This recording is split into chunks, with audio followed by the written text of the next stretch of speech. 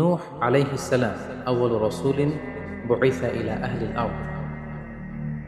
সাইয়েদনা আদম আলাইহিস সালাম এবং ইদ্রিস আলাইহিস সালামের পরে আল্লাহ তাআলা নূহ আলাইহিস সালামকে পৃথিবীর সর্বপ্রথম রাসূল করে এই পৃথিবীতে প্রেরণ করেছেন এবং আল্লাহ তাআলা ওনাকে বলেছেন আবদান শাকুরা, মানে হচ্ছে অ্যান ওবিডিয়েন্ট সার্ভেন্ট অফ আল্লাহ। আল্লাহ তাআলার একজন কৃতজ্ঞ বান্দা হিসেবে আল্লাহ তাআলা কালামুল্লাহ মাজিদে নূহ আলাইহিস সালামকে এই উপাধি দিয়েছিলেন।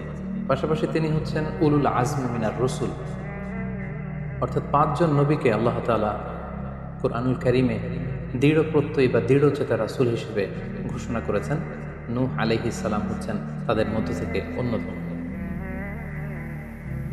সাউদার্ন ইরাকের একটি শহরে, যেটি কুফা শহরের নিকটবর্তী একটি শহর, এমন একটি শহরে আল্লাহ তাআলা নূহ আলাইহিস সালামকে নবী হিসেবে প্রেরণ করেছিলেন।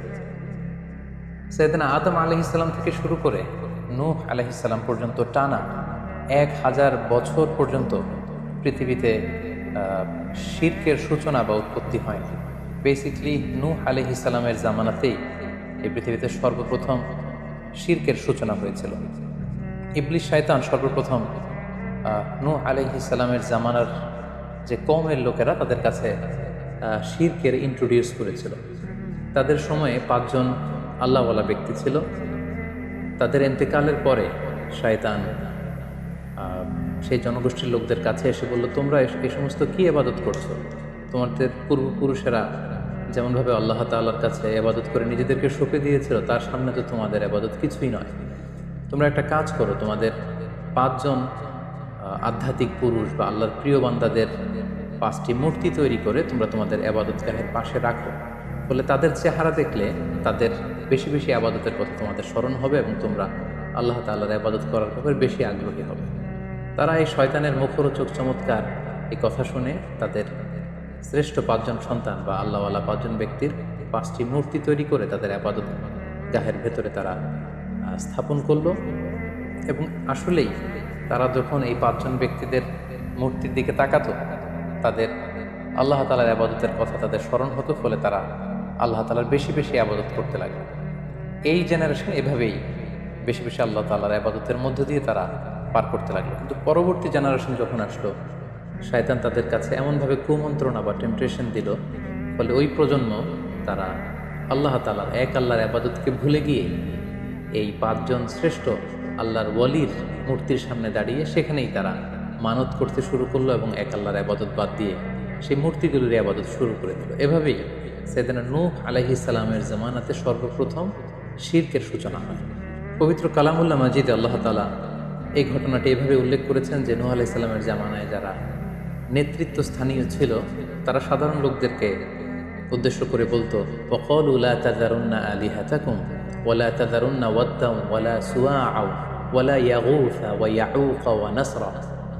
অর্থাৎ আমাদের যে 5 জন বিখ্যাত ব্যক্তি, তাদের নাম ছিল ওয়াদ্দান, সুওয়াআন, ইয়াগুস, ইয়াউক এবং নাসর। তোমরা এদের ইবাদত ছেড়ে দিও না, বরং তোমরা এদের উপাসনা করতে থাকো। ফলে এই আয়াত প্রমাণ করে যে নূহ আলাইহিস সালামের জামানাতে সর্বপ্রথম শিরকের উৎপত্তি হয়েছিল। কিন্তু নূহ আলাইহিস সালাম তার জাতিগোষ্ঠীর কাছে এক আল্লাহর দাওয়াত দিয়ে যেতে লাগলেন। তিনি বলতে আরম্ভ করলেন, ইয়া কওমি আবুদুল্লাহ মা লাকুম মিন ইলাহিন গায়রুহু আফালা তাত্তাকুন। হে আমার জাতিগোষ্ঠীর লোকেরা, হে আমার জনগোষ্ঠীর লোকেরা, তোমাদের কি হলো? তোমরা কেন এক আল্লাহর ইবাদত করছো না? তোমরা কি আল্লাহকে ভয় পাও না? এবং তিনি বললেন যে আল্লাহ তাআলা আমাকে তার বাণী বাহক হিসেবে, প্রেরিত রাসূল হিসেবে তোমাদের কাছে পাঠিয়েছেন। এই যে আমি তোমাদেরকে তাওহীদের বা এক আল্লাহর ইবাদতের দিকে দাওয়াত দিচ্ছি, এজন্য তো আমি কোনো পারিশ্রমিক তোমাদের কাছে চাচ্ছি না, বরং তোমরা যেভাবে শিরক করে যাচ্ছ, এক আল্লাহ ছাড়া মূর্তির পূজা করে যাচ্ছ, ইন্নী আখাফু আলাইকুম আযাব ইয়াউমিন আযীম, আমি তোমাদের উপর কঠিনতম আযাব আসার আশঙ্কা করছি। সো তোমরা শিরক ছেড়ে দিয়ে, মূর্তি পূজা ছেড়ে দিয়ে, পৌত্তলিকতা ছেড়ে দিয়ে এক আল্লাহ তাআলার ইবাদতের দিকে ফিরে আসো। নূহ আলাইহিস সালাম যখন তার জাতিগোষ্ঠীর লোকদের কাছে তাওহীদের দাওয়াত বা এক আল্লাহর ইবাদতের দাওয়াত দেয়া শুরু করলেন, তার জাতির লোকেরা, তার কওমের লোকেরা নানা ধরনের টাল বাহানা, অজুহাত এবং বিভিন্ন ধরনের যুক্তি তারা স্থাপন করতে শুরু করলো। তাদের প্রথম যুক্তি ছিল যে, হে নূহ, কেন আমরা তোমার দাওয়াতে সাড়া দেব? কারণ সমাজের নিম্ন শ্রেণীর লোকেরা হচ্ছে তোমার অনুসারী, আরাযিলুনা বাদিয়ার রাই ওমা নারাকা ইত্তাবাআকা ইল্লাল্লাযীনা হুম আরাযিলুনা বাদিয়ার রাই। কারণ আমরা দেখতে পাচ্ছি সমাজের লো ক্লাসের যারা লোকজন, নিম্ন শ্রেণীর লোকজন, নিম্ন পেশার লোকজন, এরাই হচ্ছে তোমার ফলোয়ার। তোমরা আগে এই সমস্ত লোকদেরকে তোমার আশপাশ থেকে সরাও, তখন আমরা তোমার এ দাওয়াতকে গ্রহণ করব। তাদের আরও একটি যুক্তি ছিল যে তুমি এই নিম্ন শ্রেণীর লোকদেরকে নিয়ে সমাজে ইনফ্লুয়েন্সিয়াল হতে চাচ্ছ, ইয়াতাফাদ্দালু আলাইকুম। এই নূহ হচ্ছে জেলে সমাজ, কৃষক সমাজ, এই সমস্ত নিম্ন শ্রেণীর লোকদেরকে নিয়ে এই সমাজের মধ্যে একটা ইনফ্লুয়েন্স ক্রিয়েট করে সে আমাদের উপর সুপিরিয়র হতে চাইছে। এটা ছিল তাদের আরেকটা যুক্তি। তারা আরও বলতো যে আগে যদি এই নিম্ন শ্রেণীর লোকদেরকে তোমার কাছ থেকে তুমি দাঁড়িয়ে দাও, তাহলে আমরা তোমার উপর বিশ্বাস স্থাপন করতে পারি। নূহ আলাইহিস সালামের এই কথার জবাবে তিনি বলেছিলেন, ওমা আনা বিতারিদিল্লাযীনা আমানু, অর্থাৎ যারা আল্লাহ তাআলার উপর বিশ্বাস স্থাপন করেছে, যদিও তারা নিম্ন শ্রেণীর হয়ে থাকে, কি করে আমি তাদেরকে তাড়িয়ে দিতে পারি। তাদের আরও একটি যুক্তি ছিল যে তুমি আমাদের মতো মানুষ, দেখতে তো তুমি আমাদের মতো মানুষ, তুমি খাচ্ছ, যাচ্ছ, ঘুমাচ্ছ, ঘুরে বেড়াচ্ছ, বাজারে যাচ্ছ, ক্রয় বিক্রয় করছো, আমাদের মতো মানুষ হয়ে তুমি কেমন করে রাসূল হতে পারো? তুমি যে রাসূল, কি করে আমরা বিশ্বাস করব? কেন আকাশ থেকে ফেরেশতারা এসে বলে দিয়ে যায় না যে তুমি রাসূল? তাহলে তো আমরা ফেরেশতাদেরকে দেখলে আমরা আস্থা পেতে পারি এবং নিশ্চিত হতে পারি যে আসলেই তুমি আল্লাহর পাঠানো রাসূল। এবং তারা পাশাপাশি আরও বলতো যে আমাদের পূর্বপুরুষরা তো এই সমস্ত মূর্তিরই পূজা করেছে, তাহলে কি তুমি বলতে চাইছো এরা ভ্রান্ত ছিল? সর্বশেষে তারা বলতে আরম্ভ করলো যে নূহ, তুমি হচ্ছে মিথ্যাবাদী, পাগল এবং ভ্রান্ত, আমরা আমাদের অবস্থানে অটল থাকবো। এভাবে সাইয়েদনা নূহ আলাইহিস সালামের তাওহীদের যে দাওয়াত তিনি তার সমাজে ছড়িয়ে দিচ্ছিলেন, তারা ডিরেক্টলি এই একত্ববাদের দাওয়াতকে তারা প্রত্যাখ্যান করলো, রিজেক্ট করলো। কিন্তু নূহ আলাইহিস সালাম তিনি হাল ছাড়েননি। তিনি টানা 950 বছর তার জাতিগোষ্ঠীর লোকদের কাছে তিনি এক আল্লাহর দাওয়াত দিয়ে যেতে লাগলেন। কালামুল্লাহ মাজিদ আমাদেরকে জানাচ্ছে, ওয়ালাকাদ আরসালনা নূহান ইলা কওমিহি ফালাবিসা ফীহিম আলফা সানাতিন ইল্লা 50 আমা।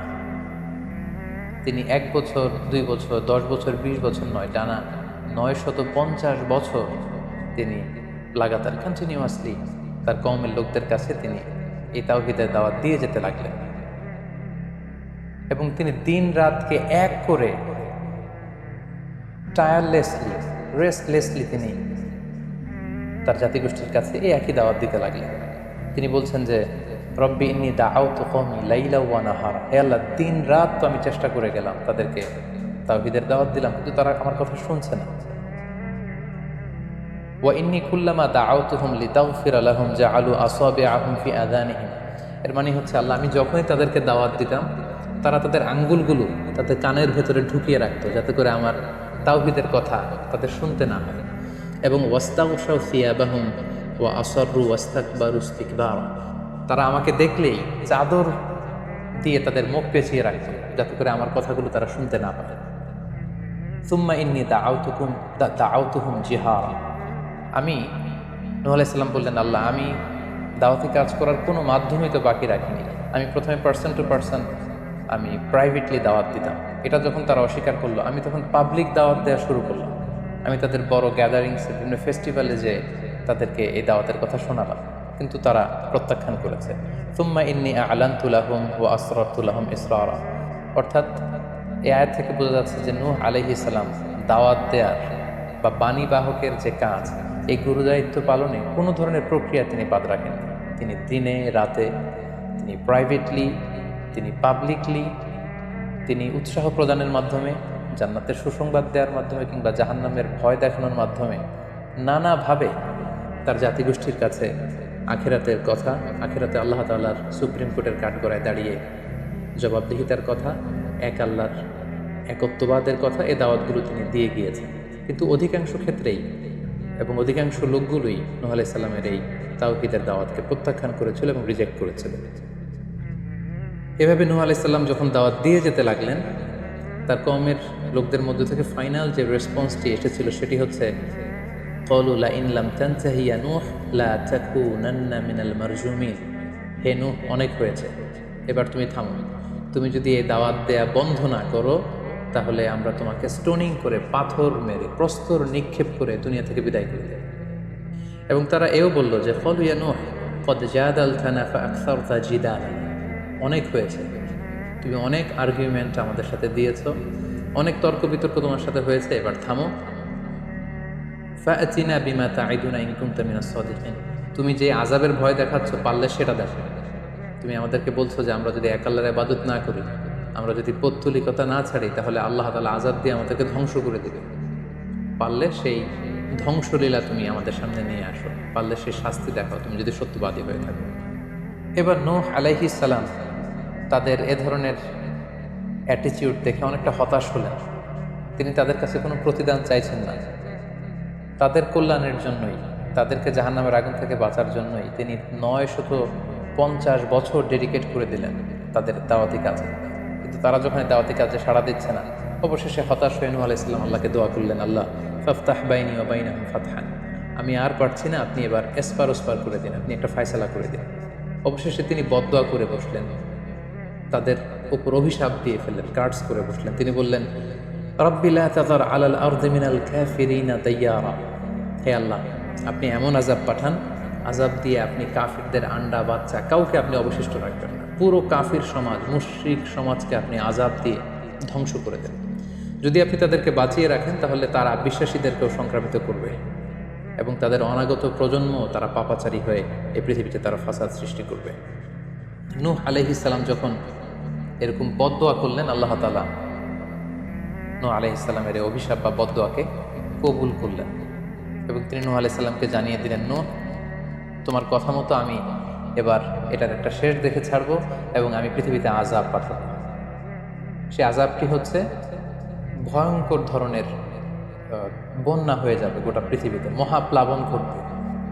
সো সেই প্লাবন থেকে বাঁচার জন্য ওয়াসনাইল ফুলকা বিআইউনিনা ওয়া ওয়াহিনা, অর্থাৎ হে নূহ তুমি আমার গাইডেন্স বা আমার পাঠানো দিক নির্দেশনা অনুযায়ী তুমি বিশাল একটি নৌকা বানাও বা কিস্তি বানাও বা বিশাল একটি জলতরী বা নৌযান বানাও, যাতে করে এই মহাপ্লাবন থেকে বাঁচার জন্য তুমি বিশ্বাসীদেরকে নিয়ে এই নৌযানে, এই কিস্তিতে, জাহাজে বা এই জলতরীতে, এই নৌকাতে তোমরা আশ্রয় নিতে পারো। আল্লাহ তাআলার পক্ষ থেকে এই আদেশ যখন আসলো, সাইয়েদনা নূহ আলাইহিস সালাম বিশ্বাসীদেরকে নিয়ে বিশাল এক জলতরী বা নৌকা বা বিশাল এক জাহাজ তিনি তৈরি করলেন।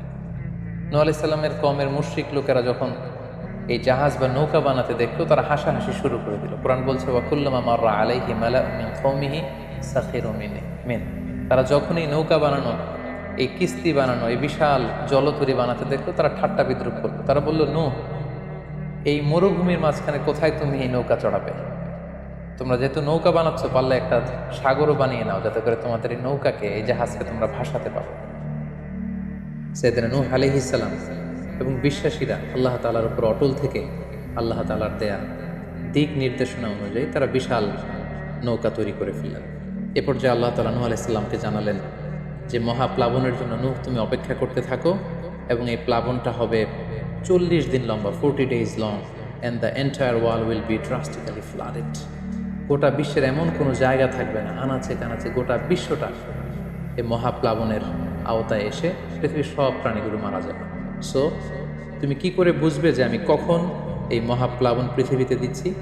সেটার একটা সাইন হচ্ছে, তুমি যখন চুলার ভেতর থেকে ফুরফুর করে কলকল করে পানি বেরোতে দেখবে, তখনই বুঝবে যে সে টাইমটা চলে এসেছে। তখন তুমি হাত্তা ইদা জা আমরুনা ওয়া ফারাত তান্নুর, চুলা যখন চুলার ভেতর থেকে আগুনের পরবর্তীতে আগুনের বিপরীতে পানি ছুটতে আরম্ভ করবে, তখনই বুঝবে যে সেই সময়টা চলে এসেছে, মহাপ্লাবনের সময়টা একেবারে ঘনিয়ে এসেছে। কুল নাহমিল ফিহা মিন কুল্লি যাওজাইনি ইসনাইন, তখন তুমি সমস্ত বিশ্বাসী বান্দাবান্দীদেরকে, যারা তোমার ফলোয়ার, যারা একত্ববাদী বিশ্বাসী, তাদেরকে নিয়ে সেই নৌকায় তুমি আরোহণ করবে এবং প্রতিটি প্রাণী থেকে জোড়ায় জোড়ায়, অর্থাৎ ম্যাসকুলিন অ্যান্ড ফ্যামিনিন, নারী পুরুষ জোড়ায় জোড়ায় তুমি নিয়ে সেই নৌকাতে আরোহণ করবে। কারণ এই মহাপ্লাবনটা এত ভয়ঙ্কর মহাপ্লাবন হবে, ফলে পৃথিবীতে কেউ বেঁচে থাকবে না এবং তোমরাই হবে নেক্সট জেনারেশন, এবং তোমাদের থেকেই পৃথিবী আবার নতুন করে সভ্যতা বিনির্মিত হবে এবং তোমাদের থেকে নতুন করে পৃথিবীর সব প্রাণীগুলো আবার নতুন করে বংশবিস্তার শুরু হবে। আল্লাহ তাআলার এই গাইডেন্স অনুযায়ী নূহ আলাইহিস সালাম অপেক্ষা করতে লাগলেন যে কখন চুলার ভেতর থেকে কলকল করে পানি বেরোয়। হঠাৎ করে তিনি একদিন দেখতে পেলেন যে চুলার ভেতর থেকে পানি বেরোচ্ছে। তিনি সমস্ত বিশ্বাসীদেরকে নিয়ে এবং বিভিন্ন প্রাণীকুল থেকে জোড়ায় জোড়ায় নারী পুরুষ দুই ধরনের জেন্ডারকে একত্রিত করে নিয়ে তিনি আল্লাহ তাআলার নামে সেই নৌকার মধ্যে আরোহণ করলেন এবং আল্লাহ বললেন ওয়াকাল আরকাবু ফিহা বিসমিল্লাহি মাজরেহা ওয়া মুরসাহা ইন্না রাব্বি লাগফুরুর রহিম। আল্লাহ বললেন তোমরা যখন আরোহণ করবে তোমরা আল্লাহর নামে আরোহণ করবে, অর্থাৎ বিসমিল্লাহ বলে আরোহণ করবে, কারণ তোমাদের এই নৌকার এই জাহাজের গতি এবং স্থিতি এটা হবে আল্লাহর নামে। এটার সেইলিং বা অ্যাঙ্করিং, এটার পানির উপরে ভেসে চলা এবং এটার নোঙর ভেরানো সবটাই হবে আল্লাহ তাআলার নামে। এবং আল্লাহ তাআলার আদেশ অনুযায়ী নূহ আলাইহিস সালাম সবাইকে নিয়ে সেই নৌকায় আশ্রয় নিলেন। কোরআন আমাদেরকে জানাচ্ছে ওহিয়া তাজরি বিহিম ফি মাউজিন কাল জিবাল, গোটা বিশ্বব্যাপী এমন ভয়ঙ্করভাবে আকাশ থেকে ঝুম বৃষ্টি নাজিল হলো, জমিন তার ভেতরে থাকা পানিগুলোকে উপরে উদ্গীরণ করে দিতে লাগলো, উপর থেকে পানি নিচ থেকে পানি, ফলে গোটা বিশ্বে এক মহাপ্লাবনের পরিস্থিতি তৈরি হলো। এবং সেই ভয়ঙ্কর প্লাবনের মধ্যে, সেই ঝড় ঝাপটার মধ্যে, সেই পানির মধ্যে নূহ আলাইহিস সালামের সেই কিস্তি বা সেই জলতরী বা সেই নৌকা ভাসতে লাগলো। কোরআন বলছে যে ফি মাউজিন কাল জিবাল, বিশাল পাহাড় সম ঢেউয়ের মধ্যে নূহ আলাইহিস সালামের তরী আল্লাহর নামে ভাসতে আরম্ভ করলো এবং আল্লাহর নামে নূহ আলাইহিস সালাম সেই তরী ভাসিয়ে দিলেন। মহাপ্লাবনের ঠিক কিছু আগে নূহ আলাইহিস সালাম ওনার ছেলে কানাআনকে আহ্বান করলেন যে কানাআন, তুমি এই নৌকার মধ্যে আরোহণ করো। আমরা ইতিহাস থেকে আমরা জেনেছি যে নূহ আলাইহিস সালামের 4 জন সন্তান ছিল, হাম, সাম, ইয়াফাস, কানাআন। এই 4 জন সন্তানের মধ্যে 3 জনই ঈমান এনেছে, শুধু কানাআন ছাড়া। নূহ আলাইহিস সালাম কানাআনকে বললেন, কানাআন ইয়া বুনাইয়া ইরকাব মা'ানা, হে আমার প্রিয় সন্তান তুমি নৌকায় ওঠো, আল্লাহর কাছে তওবা করো। কিন্তু কানাআন নূহ আলাইহিস সালামের এই আহ্বানের প্রত্যুত্তরে তিনি বলেছিলেন, আমি নৌকায় উঠবো না, সাআবি ইলা জাবালিন ইয়াসিমুনি মিনাল মা, আমি পাহাড়ের চূড়ায় যেয়ে দাঁড়াবো, পাহাড় আমাকে পানি থেকে বাঁচাবে, কারণ এই বন্যার পানি তো পাহাড় পর্যন্ত পৌঁছতে পারবে না। নূহ আলাইহিস সালাম বললেন, ক্বালা লা আসিমাল ইয়াউমা মিন আমরিল্লাহ ইল্লা মার রাহিম, হে কানাআন, আজকে আল্লাহর এই গজব থেকে, এই আযাব থেকে, এই মহাপ্লাবন থেকে বাঁচানোর কেউ নাই, কেউ তোমাকে বাঁচাতে পারবে না। পাহাড় তোমাকে আজকে সুরক্ষা দিতে পারবে না, বাঁচাতে পারবে না, আজকে বাঁচানোর কেউ নেই, তুমি তাড়াতাড়ি উঠে আসো এখানে। কিন্তু নূহ আলাইহিস সালামের ছেলে কানাআন অস্বীকৃতি জ্ঞাপন করলো। কোরআন বলছে ওয়াহালা বাইনাহুমাল মাউজু ফাকানা মিনাল মুগরাকিন, বাবা আর ছেলের মধ্যে যখন এ ধরনের কথা চলছিল, হঠাৎ করে বিশাল এক সাগরের ঢেউয়ের ধাক্কা এসে নূহ আলাইহিস সালামের সন্তান কানাআনকে পানির মধ্যে ডুবিয়ে দিল। তাহলে এই আয়াত থেকে বুঝলাম কানাআন যারা ডুবে গিয়েছিল তাদের অন্তর্ভুক্ত হয়েছিল। এবং মজার ব্যাপার হচ্ছে নূহ আলাইহিস সালামের স্ত্রীও এই মহাপ্লাবন থেকে বাঁচতে পারেনি। সেও ঈমান না আনার কারণে যারা ধ্বংস হয়েছিল, যাদের সলিল সমাধি হয়েছিল মহাপ্লাবনের পানির মধ্যে, নূহ আলাইহিস সালামের স্ত্রীও সেখানে নিহত হয়েছেন। এখন একটি প্রশ্ন এসে দাঁড়ায়, সেটি হচ্ছে যে এটা কি একটা গ্লোবাল ডিজাস্টার ছিল কিনা? এটা কি ইরাকের সেই সাউদার্ন পার্টেই শুধু এই বন্যাটা হয়েছিল, না গোটা বিশ্বব্যাপী হয়েছিল? এ নিয়ে ঐতিহাসিকদের মধ্যে অনেক ধরনের মতামত পাওয়া যায়। তবে একটা বড় সংখ্যক ঐতিহাসিক মুআররিখুন তারা বলেছেন যে ইট ওয়াজ এ গ্লোবাল ডিজাস্টার। এই ফ্লাড, এই বন্যাটা ছিল গোটা বিশ্বব্যাপী। কারণ আল্লাহ তাআলা কোরআনে বলেছেন, নূহ আলাইহিস সালামের বদদুয়ার কথা বলেছেন। নূহ আলাইহিস সালাম বলেছেন যে রব্বি লা তাযার আলাল আরদি মিনাল কাফিরিনা দাইয়ার, হে আল্লাহ এই জমিনে একজন কাফিরকেও আপনি বাঁচিয়ে রাখবেন। সো এই আর্থ শব্দটা প্রমাণ করে তিনি গোটা বিশ্বের দিকে ইঙ্গিত করেছেন। এবং আল্লাহ যখন জমিনকে ইঙ্গিত করেছেন, ইয়া আরদুবলাই, হে পানি তুমি নিচের দিকে চলে যাও, ফলে এই আর্থ দ্বারা বোঝা যাচ্ছে যে শুধু ইরাকের সেই সাউদার্ন ইরাকের কুফা শহরের পাশেই এই বন্যাটা লিমিটেড বা সীমিত ছিল না, বরং এই ডিজাস্টারটা ছিল একটা গ্লোবাল ডিজাস্টার। গোটা বিশ্বব্যাপী মহাপ্লাবনের পানিতে গোটা বিশ্বের সব সয়লাভ হয়ে গিয়েছে। 40 দিন এই বন্যাটা কন্টিনিউ করেছে এবং 40 দিনের এই সময়ে মহাপ্লাবনে যত কাফির, মুশরিক এবং নূহ আলাইহিস সালামের সময়কালের যত মুশরিক এবং অবাধ্য লোকেরা ছিল, সবাইকে আল্লাহ তাআলা এই বন্যার মাধ্যমে ধ্বংস করেছেন। 40 দিন পর আল্লাহ তাআলা আদেশ করলেন, ইয়া আরদুবলাই মাআকি ওয়া ইয়া সামাউ আকলিঈ, অর্থাৎ হে আকাশ তুমি বৃষ্টি বর্ষণ করা এবার স্টপ করো, এবার বন্ধ করো।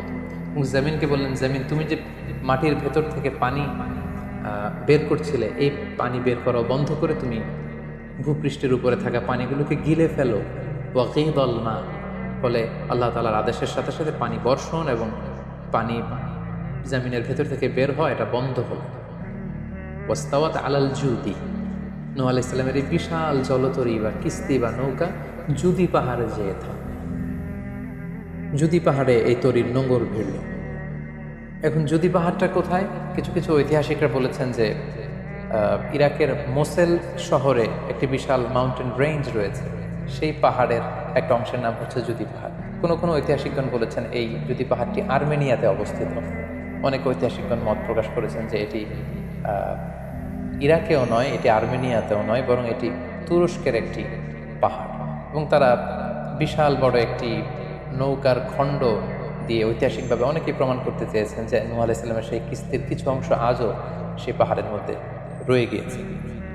সেই জুদি পাহাড়ে যখন এই নৌকাটি ভিড়ল, আল্লাহ তাআলা তখন নূহ আলাইহিস সালামকে আদেশ করলেন, ইহবিতু বিসালামিন মিন্না, তুমি এবার শান্তির সাথে সেফলি সাউন্ডলি তুমি এবার সেই জুদি পাহাড়ে তোমরা নামো। ও বারাকাতিন আলাইক, তোমাদের উপর আমার পক্ষ থেকে বারাকা ব্লেসিং থাকবে। ও আলা উমামিম মিম্মান মাআক, এবং তোমার সাথে যারাই আছে সবার জন্য আমার পক্ষ থেকে ব্লেসিং থাকবে।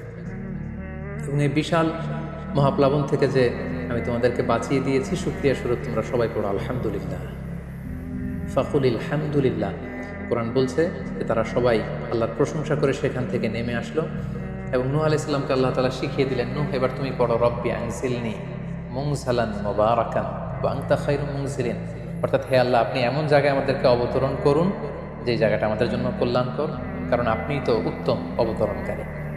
ফলে নূহ আলাইহিস সালামের সাথে যারা ছিল বিশ্বাসীরা, তারা এবং তার সাথে প্রাণীকুলের মধ্যে থেকে যারা ছিল সবাইকে নিয়ে নূহ আলাইহিস সালাম এই জমিনে বন্যা পরবর্তী মহাপ্লাবন পরবর্তী সময়ে তিনি সবাইকে নিয়ে এই জমিনের মধ্যে আবার নেমে আসলেন।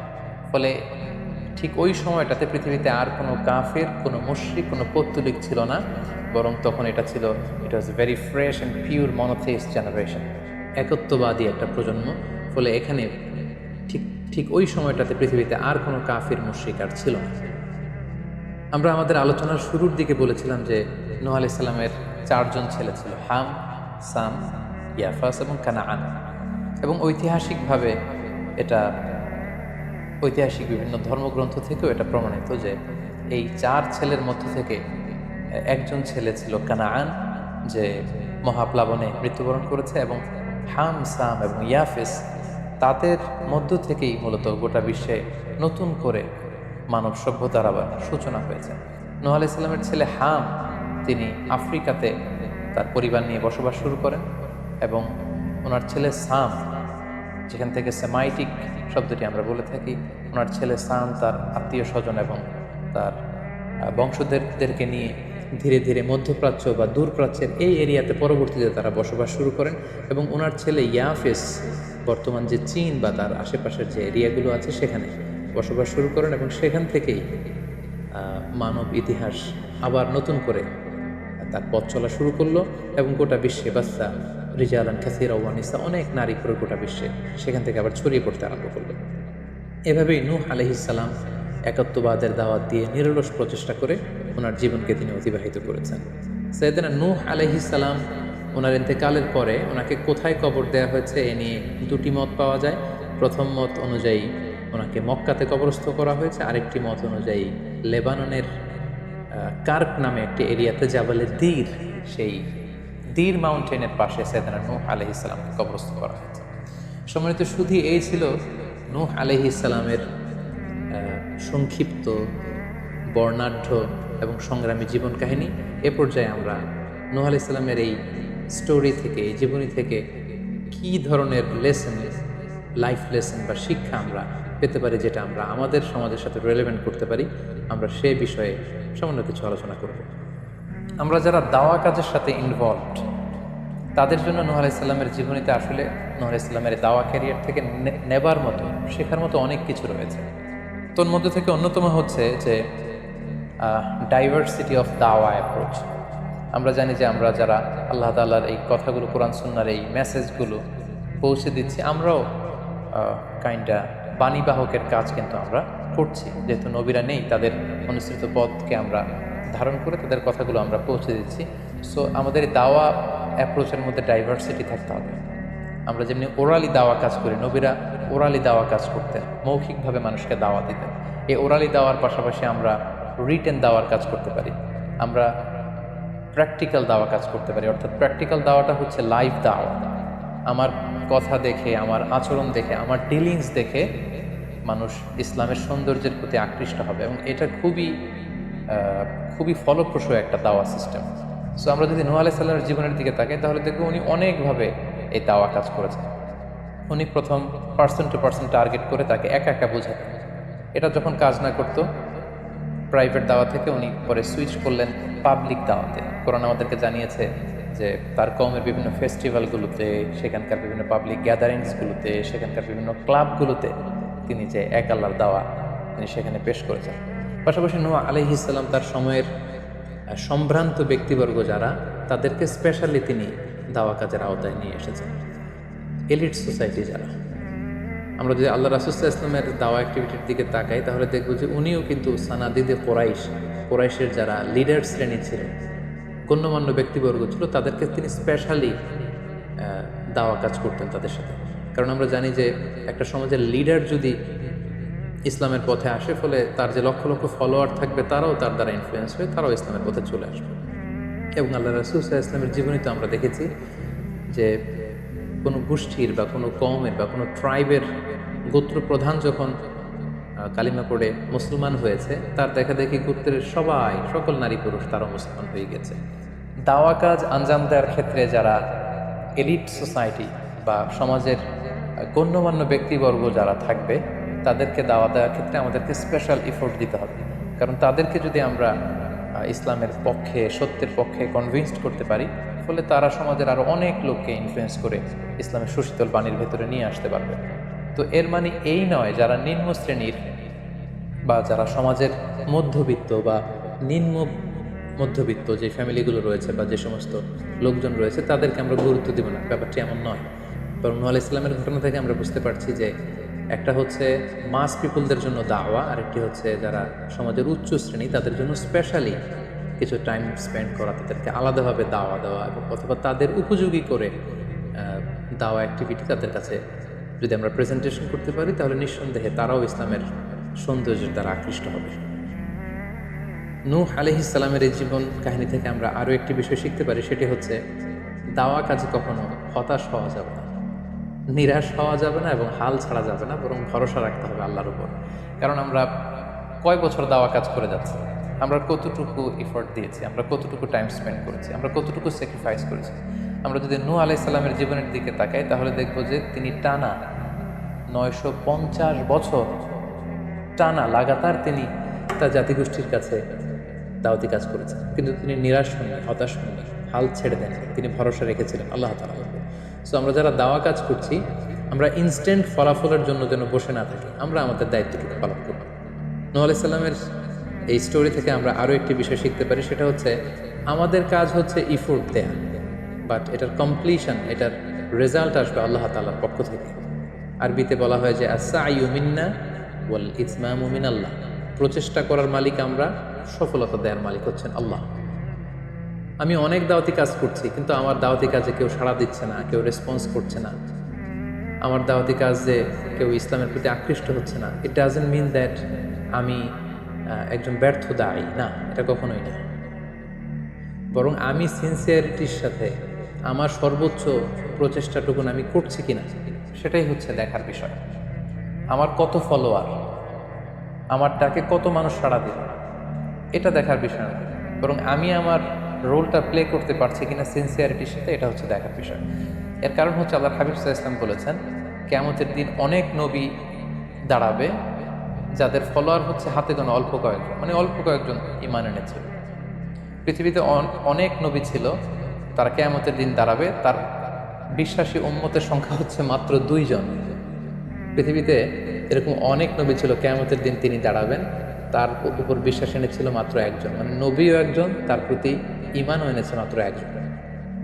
এমনও অনেক নবী কিয়ামতের দিন আল্লাহ তাআলার দরবারে দাঁড়াবে যেই নবীর কোনো ফলোয়ার নাই, যেই নবীর কোনো বিশ্বাসী উম্মত নাই, অর্থাৎ নবী শুধু একা, তার সারা জীবনের দাওয়া কাজে কেউ তার ডাকে সাড়া দেয়। তার মানে কি তিনি ব্যর্থ? না, কখনো না। তিনি তার দায়িত্বটুকুন পালন করেছেন, এজন্য তিনি আল্লাহ তাআলার দরবারে তিনি সফল।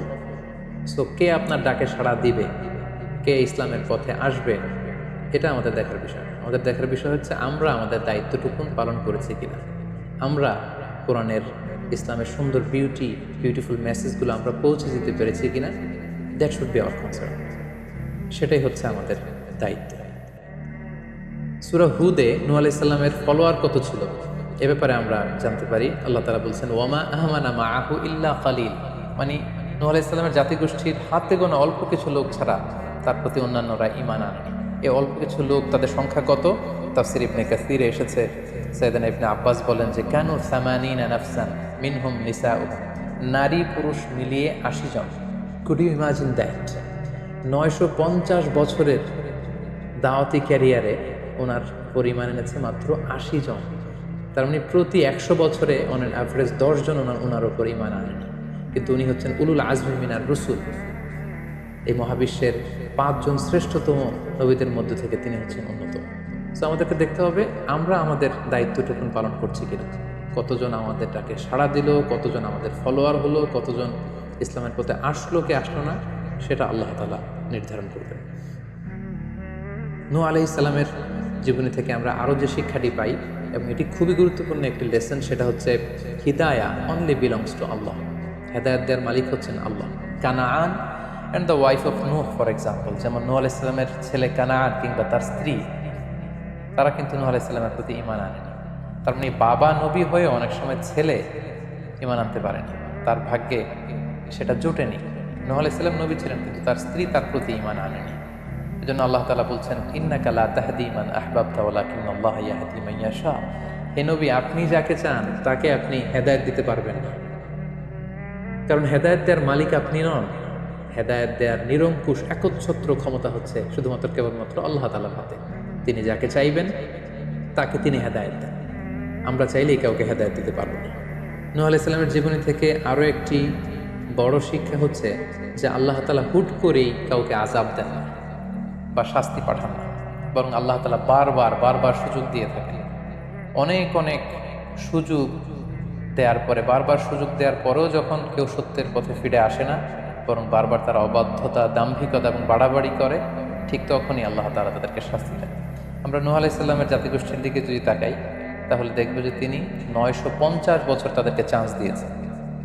এত লম্বা সময় তাদেরকে সুযোগ দেওয়ার পরেও তারা সত্যের পথে ফিরে আসে, অতঃপর আল্লাহ তাআলা মহাপ্লাবন দিয়ে পুরো জাতিগোষ্ঠীকে ধ্বংস করে দিয়েছে। নূহ আলাইহিস সালামের জীবনী থেকে সর্বশেষ যে শিক্ষাটি আমরা পাই, সেটি হচ্ছে সব ধ্বংস নয়। কিছু ধ্বংস আছে যেটা আবার নতুন করে সৃষ্টি করে, অর্থাৎ সৃষ্টির জন্য ধ্বংস। আমরা যদি দেখি যে আল্লাহ তাআলা এমন এক গজব পাঠালেন, এমন এক পানিশমেন্ট দিলেন, এমন এক মহাপ্লাবন দিলেন, যেটা দিয়ে গোটা পৃথিবীবাসীকে তিনি ধ্বংস করেছেন, অল্প কিছু মানুষ ছাড়া। কিন্তু আমরা যদি অন্য দিক থেকে খেয়াল করি, তাহলে দেখবো যে এই ধ্বংসটি ধ্বংসের জন্য নয়, এই ধ্বংসটি ছিল নতুন করে সৃষ্টির জন্য। আমরা দেখি যে অনেক এলাকাতে অগ্নিকাণ্ড ঘটে, সেখানে হয়তো বেড়ার ঘর ছিল, টিনের ঘর ছিল, তো অগ্নিকাণ্ড ঘটার পরে সেখানে বিশাল করে বিল্ডিং তৈরি হয়। তার মানে সব ধ্বংসের জন্য নয়, কিছু ধ্বংস আছে সৃষ্টির জন্য। নূহ আলাইহিস সালামের ক্ষেত্রেও এই ধ্বংসের ব্যাপারটি ঠিক এমনই ঘটেছিল। এই ধ্বংসটা শুধু ধ্বংসের জন্য নয়, বরং কাফিরদেরকে, মুশরিকদেরকে ধ্বংস করে দিয়ে নতুন এক একত্ববাদী প্রজন্মের সূচনা যাতে পৃথিবীতে ঘটে, সেজন্য আল্লাহ তাআলা এই ধ্বংসের সূচনা করেছিলেন। আল্লাহ তাআলা আমাদের সবাইকে আম্বিয়া আলাইহিমুস সালামদের অনুসৃত পথে থেকে তাদের মত এবং পথকে বেছে নিয়ে সিরাতুল মুস্তাকিমে পরিচালিত হওয়ার তৌফিক দান করুক। আসসালামু আলাইকুম ওয়া রাহমাতুল্লাহি ওয়া বারাকাতুহু।